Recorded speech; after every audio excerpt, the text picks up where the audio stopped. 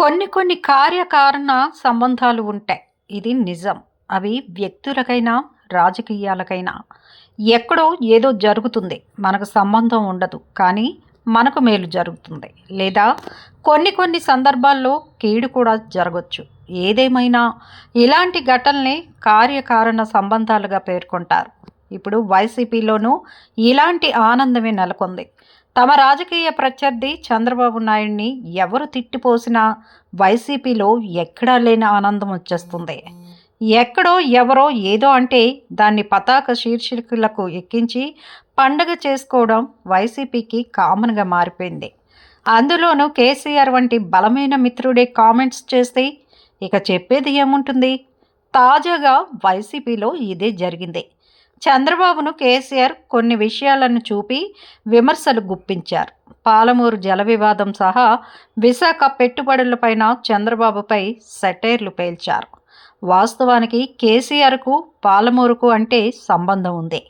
ఆయన కామెంట్లు చేయొచ్చు. కానీ విశాఖ పెట్టుబడులకు కేసీఆర్కు ఏంటి లింకు అనేది ప్రశ్న.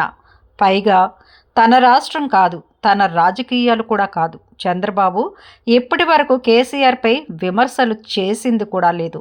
అయినా కేసీఆర్ తాజాగా చంద్రబాబు పెట్టుబడులపై సెటైర్లు పేల్చారు.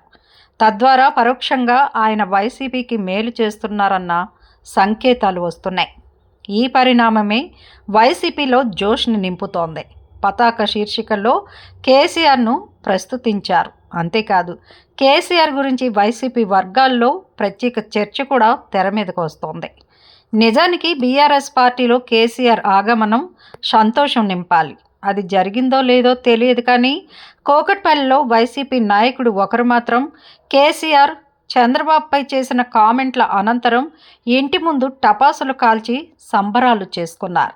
ఇక ఏపీలోనూ జగన్ ఇంటి ముందుకు భారీ ఎత్తున కేసీఆర్ కటౌట్లు కూడా వెలిశాయి. మొత్తంగా ఈ పరిణామాలను గమనిస్తే కేసీఆర్ వ్యాఖ్యలు వైసీపీలో కొత్త జోష్ని నింపాయని చెప్పాలి. మరి ఇది ప్లస్సా మైనస్సా అనేది కాలమే తేల్చాలి. ఇది ఇలా ఉండగా రెండు తెలుగు రాష్ట్రాల్లో ఇద్దరు పవర్ఫుల్ ప్రతిపక్ష నాయకులు ఉన్నారు. వారే కేసీఆర్, జగన్. ఈ ఇద్దరు నీటిలో నిప్పులు పుట్టించగల సమర్థులు. అయితే ఈ ఇద్దరు గత 2 ఏళ్లుగా సైలెంట్ మోడ్లోకి వెళ్ళిపోయారు. KCR care of Erravelli farm house అయితే జగన్ కేర్ ఆఫ్ బెంగళూరు అన్నట్లుగా సాగింది.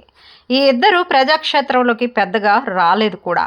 కూడబలుక్కున్నట్లుగానే ఇద్దరు తెర వెనక్కు వెళ్ళారు.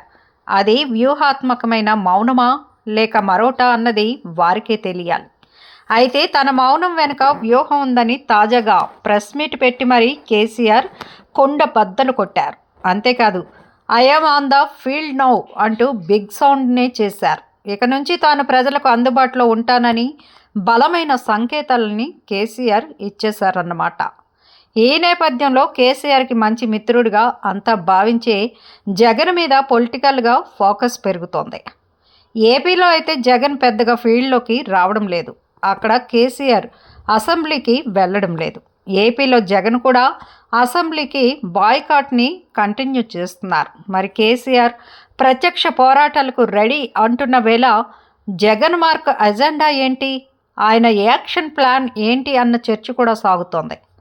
జగన్ సైతం జనంలోకి రావాలని అనుకుంటున్నారని చాలా కాలంగా వినిపిస్తున్న మాట. అయితే కేసీఆర్ తనకు అందివచ్చిన అవకాశాలను పుచ్చుకొని జనంలోకి వెళ్లేందుకు రూట్ వేసుకుంటున్నారు.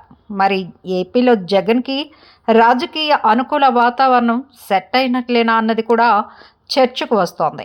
ఏపీలో చూస్తే స్థానిక ఎన్నికలు ముందు ఉన్నాయి. ఈ ఎన్నికల్లో కూటమి వర్సెస్ వైసీపీ అన్నట్లుగానే సీన్ ఉంటుంది. మరి 3 పార్టీల కూటమిని ఎదిరించి వైసీపీ తన ఉనికిని బలంగా చాటుకోవాలంటే జగన్ కూడా ఇప్పటి నుంచే ఫుల్ యాక్టివ్ కావాలని అంటున్నారు రాజకీయ విశ్లేషకులు. అయితే వైసీపీలో జరుగుతున్న చర్చ మేరకు కొత్త ఏడాది అంటే 2026 నుంచి జగన్ జనంలోకి వస్తారని అంటున్నారు. కేసీఆర్ అయితే నీటి సెంటిమెంట్తో పల్లెల్లోకి చొచ్చుకుపోవాలని చూస్తున్నారు.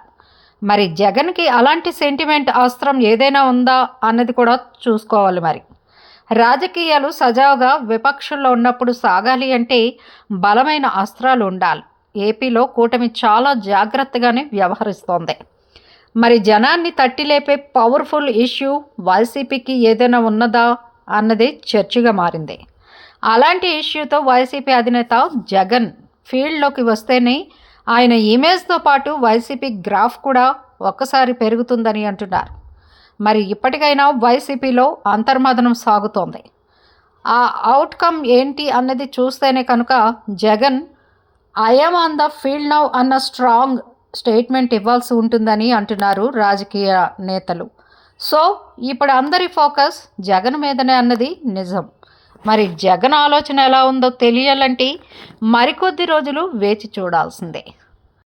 మా వీడియోస్ నచ్చినట్లయితే లైక్ చేయండి, షేర్ చేయండి, ప్లీజ్ సబ్స్క్రైబ్ కూడా చేయండి.